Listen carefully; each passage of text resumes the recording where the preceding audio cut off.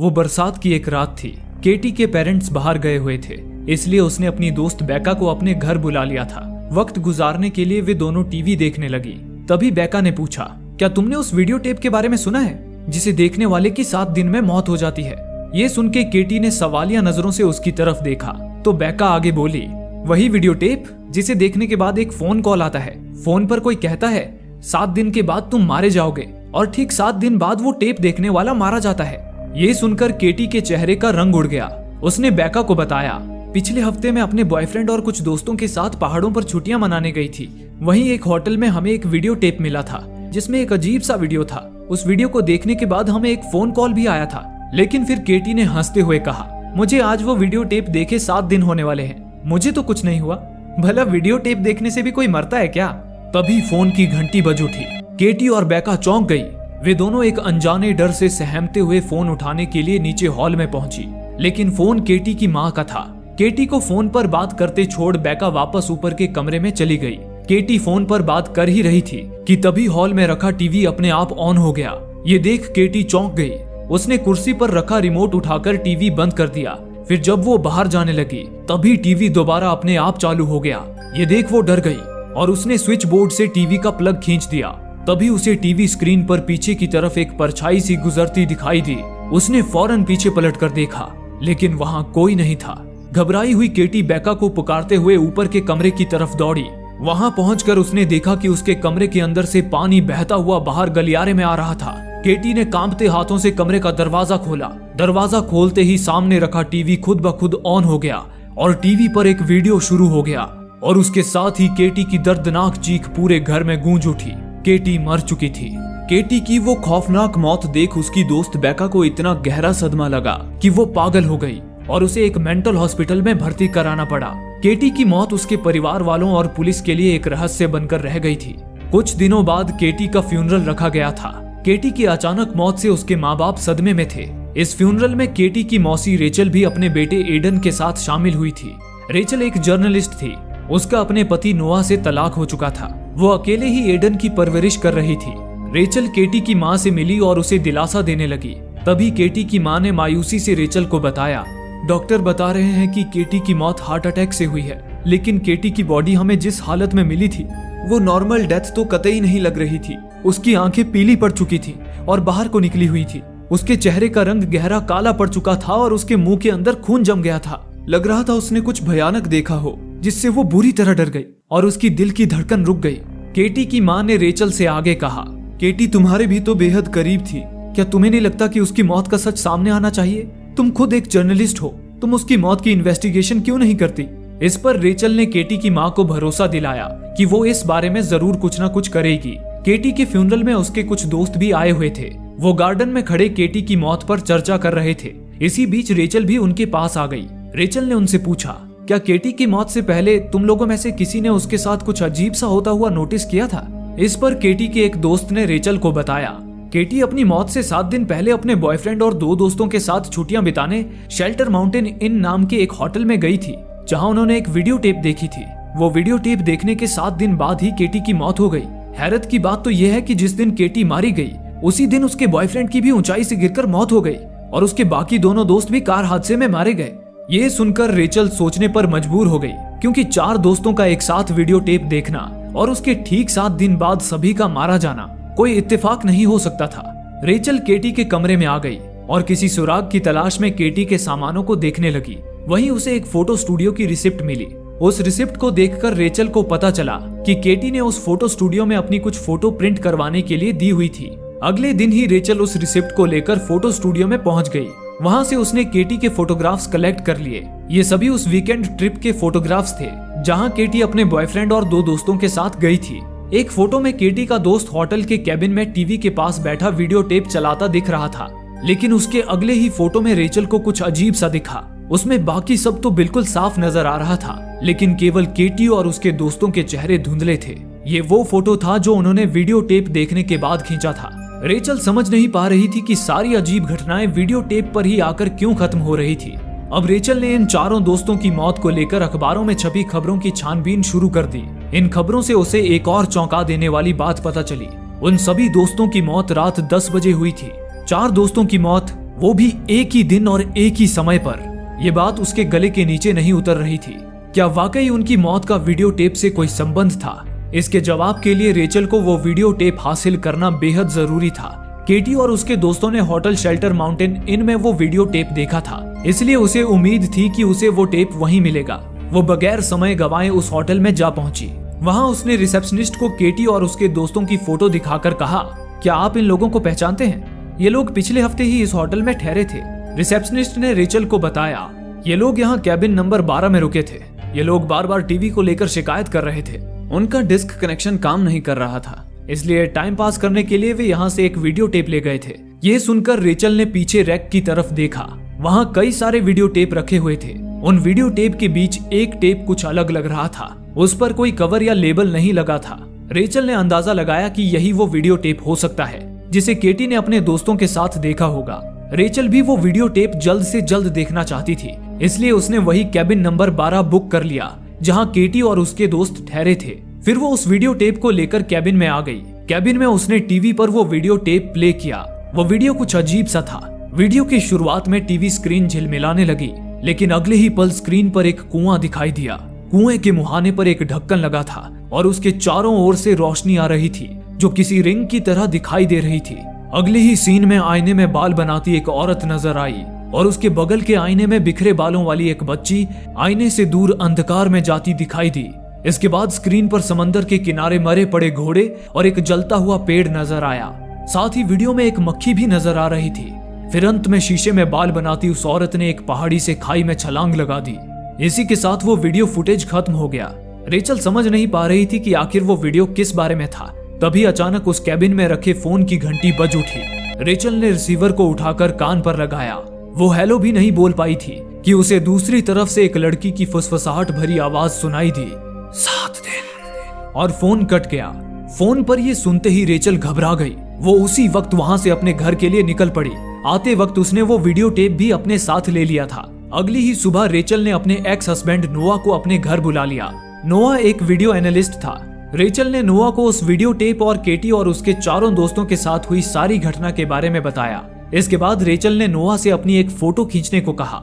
नोआ ने कैमरा उठाकर जैसे ही रेचल की फोटो खींची, वो उसकी फोटो देख हैरान रह गया। फोटो में रेचल का चेहरा धुंधला था, ठीक वैसे ही जैसे वीडियो टेप देखने के बाद केटी और उसके चारों दोस्तों के चेहरे फोटो में धुंधले दिख रहे थे। नोआ ने रेचल की कुछ और भी फोटो खींची, लेकिन सभी में उसका चेहरा धुंधला ही आ रहा था। रेचल ने नोआ से कहा, इस वीडियो टेप में कुछ तो गड़बड़ जरूर है। इसे देखने के बाद मुझे भी एक कॉल आया था और वीडियो टेप देखने के बाद से ही हर फोटो में मेरा चेहरा भी धुंधला दिखाई दे रहा है। मुझे डर है कि जिस तरह केटी और उसके दोस्त मारे गए थे, वैसे ही 7 दिनों में मेरी भी मौत हो जाएगी। हालांकि नोआ को इस बात पर यकीन नहीं हो रहा था कि वीडियो टेप देखने से किसी की मौत भी हो सकती है। नोआ ने रेचल से वो वीडियो टेप चलाने को कहा और वहां बैठकर उसने भी वो पूरा वीडियो देखा, पर नोआ को अब भी वो वीडियो टेप एक मजाक ही लग रहा था। तभी वहां रखे फोन की घंटी बज उठी। रेचल डर गई। उसने नोआ को फोन से दूर रहने को कहा।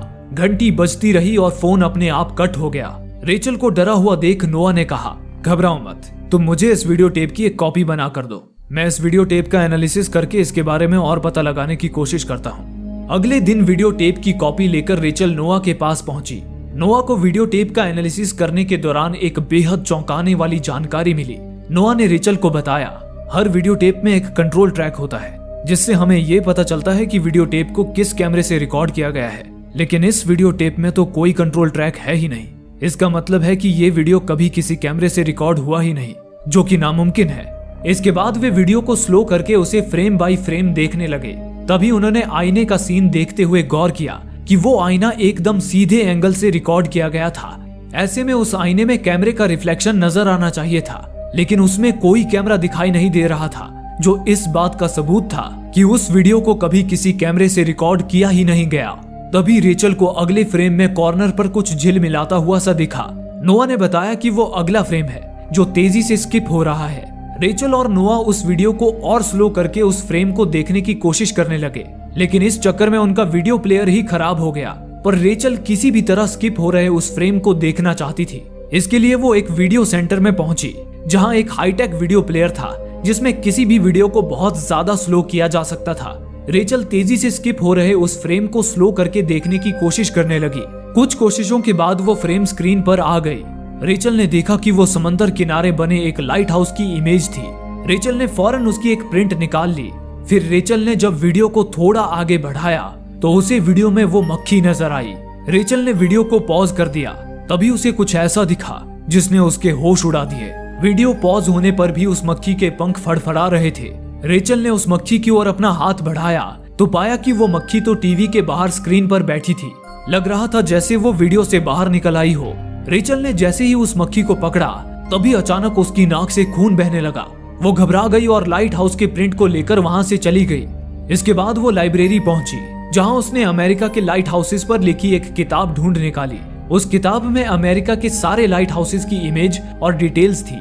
उन इमेजेस से वो अपने साथ लाए लाइट हाउस की प्रिंट को मैच करने लगी। किताब में मौजूद एक लाइट हाउस की इमेज रेचल की प्रिंट से मैच कर गई। उस लाइट हाउस के बारे में पढ़ने पर उसे पता चला कि वो लाइट हाउस मोएस्को आइलैंड में है। उसने इंटरनेट पर मोएस्को आइलैंड के बारे में सर्च किया तो उसे उस लाइट हाउस के आगे खड़ी कुछ औरतों की एक तस्वीर नजर आई। इनमें से एक औरत पर उसकी नजर ठहर गई। ये वही औरत थी जो उस वीडियो टेप में शीशे में बाल बनाते हुए नजर आती थी। रेचल ने उस औरत के बारे में और गहरी छानबीन की तो पता चला कि उसका नाम एना मॉर्गन था। एना और उसके पति रिचर्ड नामी हॉर्स ब्रीडर थे। उनका घोड़ों का एक बड़ा फार्म था। उन्हें हॉर्स ब्रीडिंग के लिए कई अवार्ड्स मिल चुके थे। उनके घोड़े अक्सर हॉर्स जंपिंग चैंपियनशिप्स में फर्स्ट आते थे। लेकिन एक समय न जाने क्या हुआ कि उनके घोड़े अचानक पागल होने लगे और समंदर में कूदकर अपनी जान देने लगे। उस वक्त उनके लगभग 3 दर्जन घोड़ों ने सुसाइड कर लिया था। इसके कुछ ही समय बाद एना मॉर्गन का भी दिमागी संतुलन बिगड़ गया। उसे हेलुसिनेशंस होने लगे जिसकी वजह से उसे एक डॉक्टर की सलाह पर 2 साल तक एक साइकेट्रिक हॉस्पिटल में भर्ती कराना पड़ा। लेकिन एना की हालत में कोई ज्यादा सुधार नहीं हुआ। आखिरकार एक दिन उसने भी अपने घोड़ों की तरह समंदर में कूदकर अपनी जान दे दी। तभी एक आश्चर्यजनक बात हुई। एना की सुसाइड करते ही उसके घोड़े ठीक हो गए। रेचल ने सारे अखबारों को खंगाल डाला लेकिन उसे कहीं से भी ये पता नहीं चल पा रहा था कि एना और उसके घोड़े पागल क्यों हो गए थे और एना के मरते ही वे ठीक कैसे हो गए। उधर नोआ कुछ सामान खरीदने के लिए एक डिपार्टमेंटल स्टोर में आया हुआ था। वहीं नोआ की नजर स्टोर के एक कोने में लगी सीसीटीवी कैमरे की स्क्रीन पर पड़ी। उसने देखा कि उसमें उसका चेहरा धुंधला नजर आ रहा था, ठीक वैसे ही जैसे वीडियो टेप देखने के बाद ली गई फोटो में रेचल, केटी और उसके दोस्तों के चेहरे धुंधले हो गए थे। नोआ घबरा गया और जल्दी से डिपार्टमेंटल स्टोर से निकल गया। उधर लाइब्रेरी में अपनी छानबीन के बाद रेचल देर रात अपने घर पहुंची। उसने देखा कि एडन के कमरे का दरवाजा हल्का सा खुला हुआ था। उसमें से हल्की सी रोशनी आ रही थी। उसने जैसे ही दरवाजा खोला तो सामने का दृश्य देख उसके हाथ पैर कांप गए। वहां कुर्सी पर सफेद गाउन पहने कोई लड़की बैठी थी और उसकी कुर्सी के आसपास पानी फैला हुआ था। रेचल डरी सहमी उस लड़की की तरफ बढ़ने लगी। उसने देखा कि उस लड़की का चेहरा उसके घने काले बालों से ढका हुआ था। रेचल ने डरते हुए उस लड़की की तरफ हाथ बढ़ाया कि तभी अचानक उस लड़की ने झपट कर रेचल की बाह पकड़ ली। अगले ही पल रेचल चीखती हुई अपने बिस्तर पर उठ बैठी। दरअसल वो रेचल का एक बुरा सपना था, लेकिन उसे अपनी बाह पर अब भी उस लड़की की पकड़ महसूस हो रही थी। उसने अपनी स्लीव ऊपर करके अपनी बाह पर नजर डाली तो वो दंग रह गई। उस पर उस लड़की के हाथ का गहरा निशान छपा हुआ था।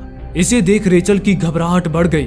वो बिस्तर से उठकर फौरन एडन के कमरे में आई, लेकिन एडन अपने कमरे में नहीं था। रेचल एडन को ढूंढते हुए लिविंग रूम में पहुंची, लेकिन वहां का नजारा देख उसकी चीख निकल गई।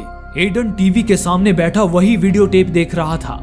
रेचल ने तुरंत जाकर टीवी बंद कर दिया और उस वीडियो टेप को निकालकर फेंक दिया। रेचल ने एडन को डांटते हुए कहा, तुमने ये वीडियो टेप क्यों देखा? इस पर एडन ने जवाब दिया, मुझे नींद नहीं आ रही थी, इसलिए मैंने टीवी ऑन किया और ये टेप शुरू हो गया। इस पर रेचल रोते हुए खुद को कोसने लगी क्योंकि उसी ने भूल से प्लेयर में वो वीडियो टेप लगा छोड़ दिया था। इतने में ही कमरे में रखे फोन की घंटी बज उठी, लेकिन रेचल ने फोन काट दिया, पर घंटी फिर बज उठी। अब बुरी तरह से डरी रेचल रिसीवर उठाकर पूरी ताकत से चिल्लाई, मेरे बेटे से दूर रहो। लेकिन इस बार वो वीडियो टेप देखने के बाद आने वाला कॉल नहीं था, बल्कि नोआ का कॉल था जो रेचल से ही मिलने आ रहा था। अब नोआ को भी अपनी सारी फोटो में अपना चेहरा धुंधला नजर आ रहा था, जिसे देख उसे यकीन हो चला था कि वीडियो टेप शापित है। उसने फोन पर रेचल को अपने साथ हुई सारी घटना बता दी। तभी रेचल ने रोते हुए उसे बताया, हमारे बेटे एडन ने भी वो वीडियो टेप देख लिया है। ये सुनते ही नोआ भी बेचैन हो उठा। अब मौत एडन के सिर पर मंडरा रही थी, इसलिए रेचल का जल्द से जल्द उस वीडियो टेप के राज से पर्दा उठाना जरूरी था। इसके लिए रेचल ने मोएस्को आइलैंड में मौजूद एना के हॉर्स फार्म पर जाने का फैसला कर लिया। अगले दिन मोएस्को आइलैंड जाने से पहले रेचल एडन को अपनी बहन के घर पर छोड़ने आई। उस वक्त कार में बैठा एडन एक घर की ड्राइंग बना रहा था। एडन ने रेचल को बताया कि वो ये ड्राइंग रेचल के लिए ही बना रहा है। एडन ने ड्राइंग कंप्लीट करके रेचल को दे दी। इसके बाद रेचल एडन को अपनी बहन के पास छोड़कर नोआ के साथ सी पोर्ट के लिए निकल पड़ी। रास्ते में रेचल ने एना मॉर्गन पर किए अपने रिसर्च की सारी जानकारी नोआ को दी और कहा, जब तक मैं एना मॉर्गन के हॉर्स फार्म से लौटती हूँ तुम उस साइकेट्रिक हॉस्पिटल में जाओ जहाँ एना का इलाज चल रहा था। वहां से तुम एना मॉर्गन का रिकॉर्ड हासिल करने की कोशिश करो। इसके बाद नोआ रेचल को मोएस्को आइलैंड जाने वाली शिप पर चढ़ाकर हॉस्पिटल की तरफ निकल गया। शिप पर सफर के दौरान रेचल ने एना मॉर्गन की फाइल को फिर से टटोला। तभी उसकी नजर एक न्यूज पर पड़ी जिसमें एना मॉर्गन की बेटी का जिक्र था। रेचल को ये जानकर आश्चर्य हुआ कि एना मॉर्गन की कोई बेटी भी थी। तभी रेचल को अपने सपने में दिखी उस भयानक लड़की का ख्याल आया। उसे शक हुआ कि कहीं वो लड़की ही तो एना की बेटी नहीं थी। तभी रेचल की नजर उस शिप पर मौजूद एक कंटेनर पर गई। रेचल ने उस कंटेनर के पास जाकर देखा तो उसके अंदर एक घोड़ा बंधा हुआ था। रेचल को देखकर अचानक ही वो घोड़ा पागल सा हो गया और चेन तोड़कर कंटेनर से बाहर भाग निकला। लोगों ने उसे पकड़ने की कोशिश की लेकिन वो बेकाबू घोड़ा भागते हुए सीधा जाकर समंदर में कूद गया। शिप उसके ऊपर से गुजर गया और उस घोड़े के खून से समंदर का पानी लाल हो गया। इस खौफनाक अनुभव के बाद आखिर रेचल एना मॉर्गन के पते पर पहुंच गई। वहां उसकी मुलाकात एना के पति रिचर्ड मॉर्गन से हुई। रेचल ने रिचर्ड को बताया कि वो एक जर्नलिस्ट है और रिचर्ड की गुजरी जिंदगी पर एक स्टोरी लिखना चाहती है। बातों ही बातों में रेचल ने रिचर्ड से उसकी बेटी और उस वीडियो टेप के बारे में जानकारी लेने की कोशिश की, लेकिन उसे सुनकर रिचर्ड गुस्से में आ गया। उसने चिल्लाते हुए कहा, मेरी कोई बेटी नहीं है। इसके बाद रेचल के किसी भी सवाल का जवाब ना देकर रिचर्ड ने उसे बाहर का रास्ता दिखा दिया। रेचल रिचर्ड के घर से बाहर निकल आई। तभी उसने घर के एक्सटीरियर पर गौर किया। उस घर का एक्सटीरियर एडन की ड्राइंग में बने घर से हूबहू मेल खा रहा था। उसने बैग से वो ड्राइंग निकाली।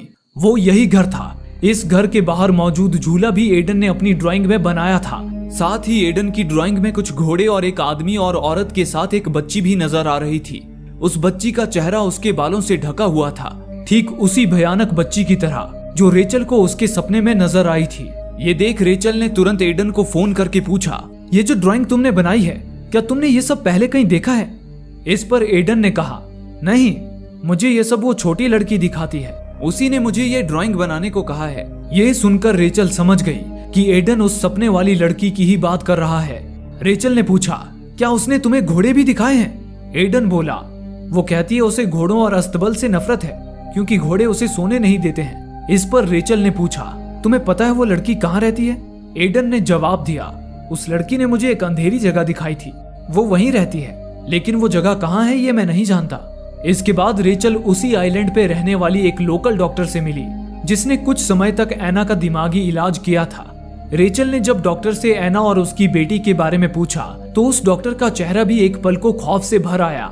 कुछ पल खामोश रहने के बाद डॉक्टर ने रेचल को बताया, शोहरत और पैसा होने के बावजूद एना खुश नहीं थी क्योंकि वो कभी मां नहीं बन सकती थी। इस वजह से वो अक्सर डिप्रेशन में रहती थी। फिर एक रोज एना और उसके पति रिचर्ड इस आइलैंड से कहीं बाहर चले गए। जब वे लौटे तो उनके साथ एक छोटी बच्ची थी। उन्होंने उस बच्ची को गोद लिया था। उसका नाम था समारा। डॉक्टर ने आगे बताया, समारा के आने के बाद एना खुश रहने लगी थी, लेकिन उसकी ये खुशी ज्यादा दिनों तक नहीं टिकी। कुछ दिन बाद एना इलाज के लिए मेरे पास आई। वो एक दिमागी बीमारी से जूझ रही थी। उसने बताया कि उसे हेलुसिनेशंस होते हैं, उसे अपने आसपास भयानक दृश्य नजर आते हैं और ऐसा तभी होता है जब समारा उसके आसपास होती है। मैं अंधविश्वासी नहीं हूँ, पर उस वक्त एना के साथ जो हो रहा था उसे विज्ञान के नजरिए से समझना मुश्किल था। एना के दिमाग में वो भयानक दृश्य समारा ही डालती थी।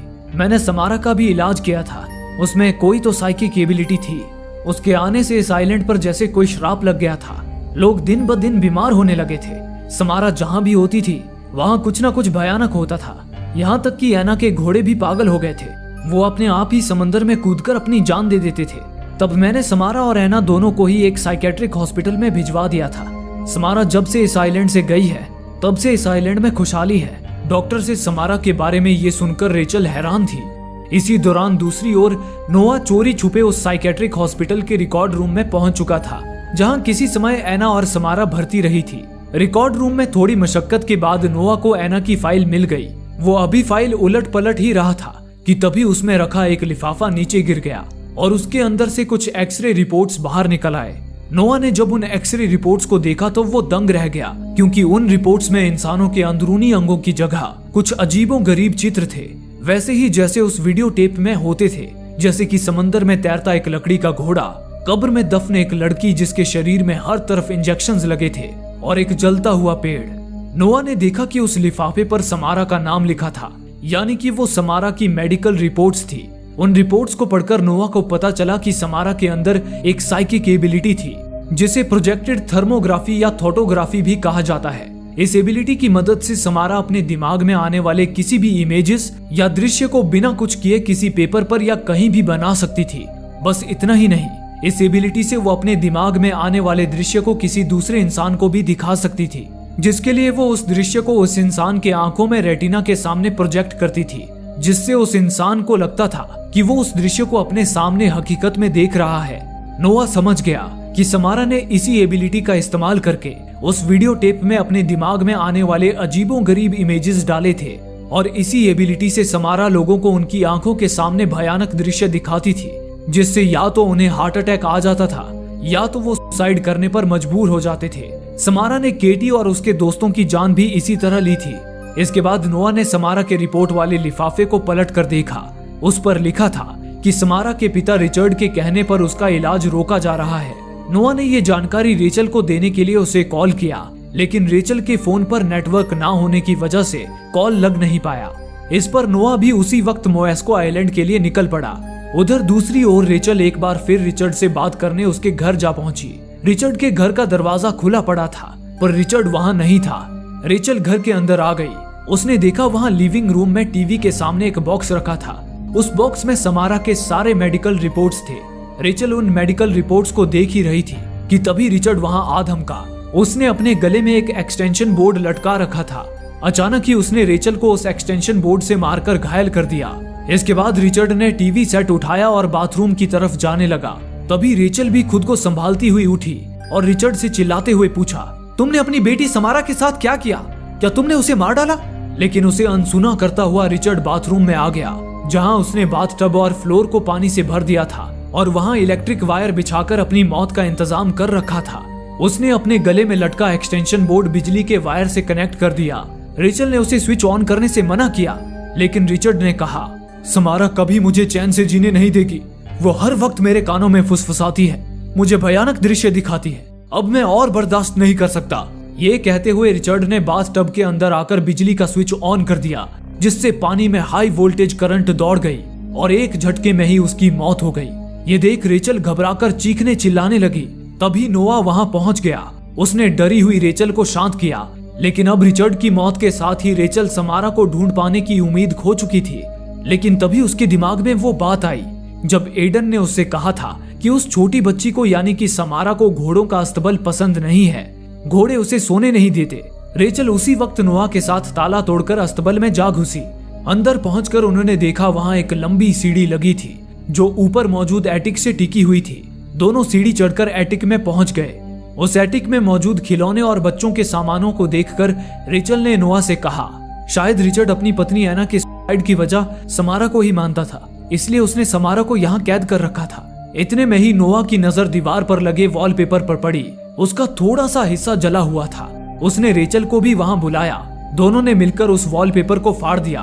उन्होंने देखा कि उस लकड़ी की दीवार पर एक पेड़ की आकृति उकेरी हुई थी। ये ठीक वैसा ही पेड़ था जो वीडियो टेप में जलता हुआ दिखाई देता था। तभी रेचल को याद आया कि एक ऐसा ही पेड़ उसने होटल शेल्टर माउंटेन इन में देखा था, वही होटल जहां रेचल को वो टेप मिला था और जहां से इस सब की शुरुआत हुई थी।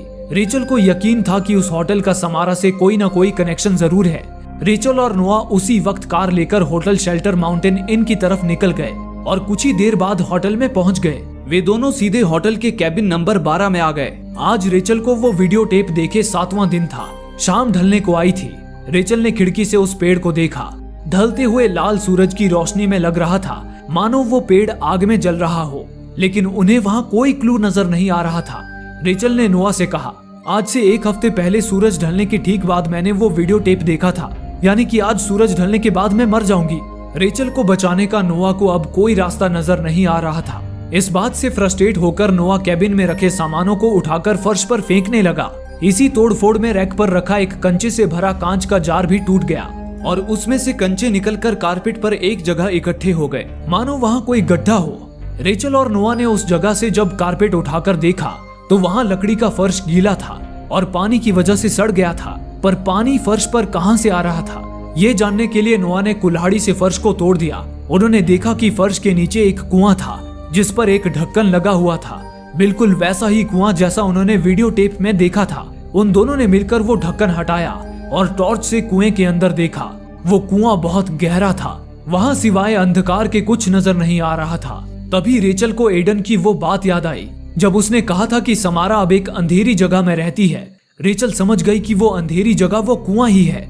रेचल उस कुएं में उतरना चाहती थी, इसलिए वो एक पत्थर फेंककर कुएं की गहराई का अंदाजा लगाने लगी, लेकिन वो इस बात से बेखबर थी कि उसके ऊपर मौजूद फर्श की कीलें अब अपने आप ही लकड़ी से बाहर निकल रही थी। इधर रेचल और नोआ कुएं के अंदर झांकी रहे थे कि तभी कुएं से ढेर सारी मक्खियां बाहर निकली और उन पर झूमने लगी। इसी के साथ उधर फर्श की सारी कीलें बाहर निकल आई और फर्श का वो हिस्सा नीचे गिर गया, जिससे वहां रखा टीवी सरक कर रेचल से आ टकराया और रेचल सीधा कुएं में जा गिरी। ये देख नोआ की जैसे सांसें ही अटक गई। वो चिल्ला चिल्लाकर रेचल को आवाज देने लगा। खुशकिस्मती से वो कुआं सूखा नहीं था, जिस वजह से रेचल की जान बच गई थी। रेचल पानी से बाहर आई और चिल्लाकर नोआ को बताया कि वो ठीक है। इस पर नोआ रेचल को बाहर निकालने का इंतजाम करने चला गया। इसी दौरान रेचल ने टॉर्च की रोशनी में कुएं की दीवारों को देखा। कुएं की दीवारों पर हर तरफ खरोंच के निशान थे, मानो किसी ने अपने नाखूनों से कुएं की दीवार खरोंची हो। तभी रेचल को दीवार पर किसी का टूटा हुआ नाखून भी दिखा। रेचल उस नाखून को देख ही रही थी कि तभी कुएं का ढक्कन अपने आप ही बंद हो गया। रेचल घबरा गई। इतने में ही पानी में उसे कुछ महसूस हुआ। उसने जब पानी में अपना हाथ डाला तो उसके हाथ में किसी के बाल आ गए। अगले ही पल अचानक पानी से एक हाथ बाहर निकला और उसकी कलाई को दबोच लिया। इसी के साथ रेचल को अपने दिमाग में एक दृश्य नजर आया। उसने समारा को देखा जो उसी कुएं के पास खड़ी थी। ये गुजरे जमाने की वो घटना थी जब समारा और उसकी माँ एना साइकेट्रिक हॉस्पिटल से वापस घर लौट आई थी। उसके बाद एक दिन एना और रिचर्ड छुट्टियां बिताने होटल शेल्टर माउंटेन इन में आए थे। उस वक्त उस कुएं के आसपास कोई कैबिन नहीं बनाया गया था। एक सुबह समारा उस कुएं के पास खड़ी एक धुन गुनगुना रही थी। तभी एना समारा के पास आई। उसने समारा से कहा, मुझे माफ करना मेरी बच्ची, मैं दुनिया में सबसे ज्यादा तुम्हें चाहती हूँ, लेकिन इसी में हम सबकी भलाई है। ये कहकर उसने समारा को कुएं में फेंक दिया और कुएं का ढक्कन बंद करके वहां से चली गई। उस वक्त भी कुएं में थोड़ा पानी था, जिसमें गिरने से समारा की जान बच गई थी। इसी के साथ रेचल होश में आ गई। एना ने जब समारा को कुएं में जिंदा दफन कर दिया था, तब समारा कितनी तड़पी होगी। वो भूख से बेहाल होकर कुएं की दीवारों को नोचने लगी होगी और आखिर में तड़प तड़प कर उसने दम तोड़ दिया होगा। समारा का दर्द महसूस करके रेचल की आंखें भर आई। तभी रेचल ने देखा कि उसकी कलाई पर समारा के हाथों का जो निशान था वो अपने आप मिट गया। अगले ही पल समारा की लाश पानी के ऊपर आ गई और देखते ही देखते कंकाल में बदल गई, जैसे उसकी आत्मा को आज मुक्ति मिली हो। इस दौरान उधर नोआ ने पुलिस को वहां बुला लिया था। उन्होंने रेचल को सही सलामत कुएं से बाहर निकाल लिया। रेचल ने नोआ और पुलिस को समारा की सारी कहानी बयान कर दी, जिसके बाद पुलिस ने समारा की लाश भी कुएं से बरामद कर ली। नोआ ने रेचल को बताया कि पुलिस पोस्टमार्टम के बाद अगले हफ्ते समारा की लाश को दफना देगी। इसके बाद रेचल ने नोआ से कहा, समारा बस ये चाहती थी कि उसकी कहानी हमें पता चले और उसके साथ इंसाफ हो। अब समारा को मुक्ति मिल चुकी है, अब हम सब सुरक्षित हैं। इस पर नोआ ने रेचल से पूछा, आखिर कुएं में गिरने के बाद समारा कितने दिनों तक जिंदा रही होगी? रेचल ने जवाब दिया, 7 दिन। ऐसे हालातों में कोई 7 दिन ही जिंदा रह सकता है। यही वजह थी कि समारा के श्राप से भी लोगों की 7 दिन में मौत हो जाती थी। फिर रेचल और नोआ वहां से चले आए। नोआ रेचल और एडन को उनके घर छोड़कर अपने घर लौट गया। उस वक्त एडन सो रहा था। अगली सुबह जब एडन नींद से जागा तो उसने रेचल से पूछा, उस लड़की का क्या हुआ? क्या वो अब भी अंधेरी जगह में है? इस पर रेचल ने कहा, नहीं, अब सब ठीक है। हमने उसे कुएं से बाहर निकाल दिया है, अब उसे मुक्ति मिल जाएगी। ये सुनकर एडन घबराकर उठ बैठा। उसने रेचल से कहा, आपने ये क्या किया? क्या आप समझ नहीं पाई? वो अब तक उस कुएं में कैद थी और आपने उसे आजाद कर दिया। एडन के इतना कहते ही रेचल की निगाह उसकी बाह पर पड़ी। रेचल ने देखा कि एडन की बाह पर भी समारा के हाथ का निशान था। तभी अगले ही पल एडन की नाक से खून बहने लगा। ये देख रेचल सदमे में आ गई। दरअसल शुरुआत में तो समारा मासूम बच्ची थी उसका अपनी शक्तियों पर काबू नहीं था, इसलिए वो ना चाहते हुए भी अपनी माँ और आइलैंड के दूसरे लोगों को तकलीफ पहुंचाती थी। लेकिन समारा की माँ ने जिस तरह उसे तड़पा कर मारा था, उससे समारा के अंदर की इंसानियत खत्म हो गई थी और उसकी नफरत ने उसे एक शैतान बना दिया था। मरने के बाद उसकी आत्मा अब तक कुएं में कैद थी और बदला लेने के लिए तड़प रही थी। वो हर एक इंसान को उसी तरह तड़पाकर मारना चाहती थी जैसे वो तड़पी थी, लेकिन वो कुएं से बाहर नहीं आ सकती थी। इसलिए उसने अपनी प्रोजेक्शन थर्मोग्राफी एबिलिटी का इस्तेमाल करके वो शापित वीडियो टेप बनाया था। जिस तरह वो 7 दिनों तक कुएं में तड़प कर मरी थी, उसी तरह वो वीडियो टेप देखने वालों को ये बताती थी कि उनकी 7 दिन में मौत हो जाएगी, ताकि वो 7 दिनों तक मौत के खौफ में जिए। फिर 7 दिन बाद वो अपनी शक्ति से उन्हें कुछ ऐसा भयानक दिखाती थी जिससे या तो वे हार्ट अटैक से मारे जाते थे या सुसाइड करने पर मजबूर हो जाते थे। अब तक तो वो सिर्फ प्रोजेक्शन दिखाकर ही लोगों को मार रही थी, लेकिन अब रेचल ने अनजाने में समारा को कुएं से आजाद कर दिया था। अब न जाने समारा क्या करने वाली थी। ये सोचकर ही रेचल कांप गई। आज नोआ को भी वो वीडियो देखे 7 दिन पूरे होने वाले थे, इसलिए रेचल एडन को बेबी सिटर के हवाले छोड़ अपनी कार लेकर फौरन नोआ के घर के लिए निकल गई। उधर दूसरी ओर नोआ अपने काम पर लगा था। तभी अचानक उधर नोआ के कमरे में रखा टीवी अपने आप ही ऑन हो गया और उस पर एक वीडियो प्ले हो गया। वीडियो में एक कुआं नजर आ रहा था। नोआ ने देखा कि उस कुएं से लड़खड़ाती हुई समारा बाहर निकली और धीरे धीरे आगे की ओर बढ़ने लगी। और तभी कुछ ऐसा हुआ जिसने नोआ की रूह कंपा दी। समारा रेंगती हुई टीवी स्क्रीन से ही बाहर निकल आई और उठकर एक नजर नोआ की तरफ देखा। उसकी सफेद पथरीली आंखों में जैसे नफरत की आग धधक रही थी। समारा की आंखों में एक झलक देखते ही नोआ का जैसे कलेजा ही मुंह को आ गया और अगले ही पल उसकी दर्दनाक चीख उसके घर में गूंज उठी। कुछ देर बाद जब रेचल नोआ के घर पहुंची तो देखा कि नोआ सामने कुर्सी पर बैठा था। रेचल जब उसके पास गई तो उसका चेहरा देख रेचल की चीख निकल गई। नोआ मर चुका था। नोआ की मौत से टूटी रेचल वापस अपने घर लौट आई और गुस्से में उस वीडियो टेप को तोड़कर उसे आग में जला दिया। लेकिन रेचल को यह समझ नहीं आ रहा था कि उसके भी तो 7 दिन पूरे हो चुके थे, पर समारा ने उसे क्यों नहीं मारा। उसने ऐसा क्या किया था जो समारा ने उसे छोड़ दिया। तभी उसे याद आया कि उसने उस वीडियो टेप की एक कॉपी बनाई थी और उसे नोआ को एनालिसिस करने के लिए दिया था। रेचल समझ गई कि समारा अपने वीडियो टेप को हर एक इंसान तक पहुंचाना चाहती है और उन्हें सताकर मारना चाहती है। इसलिए उस वीडियो टेप को देखने के बाद यदि कोई 7 दिन के अंदर उसकी एक कॉपी बनाकर दूसरों तक पहुंचाए तो समारा उसे छोड़ देती है। ये समझ आते ही समारा ने एडन के हाथों से भी उस वीडियो टेप की एक कॉपी बनवा दी, जिसका मतलब था कि समारा का शैतानी प्रकोप अब पूरी दुनिया में फैलने वाला है। दोस्तों, आप में से काफी लोगों का कहना है कि हमारे वीडियोस आप तक नहीं पहुंच पा रहे हैं। उसके लिए आप सब्सक्राइब बटन को दबाने के बाद नोटिफिकेशन के बेल आइकन पर क्लिक करें और ऑल का ऑप्शन सिलेक्ट कर लें ताकि हमारी सारी वीडियोस की नोटिफिकेशन आप तक पहुंच सके। धन्यवाद।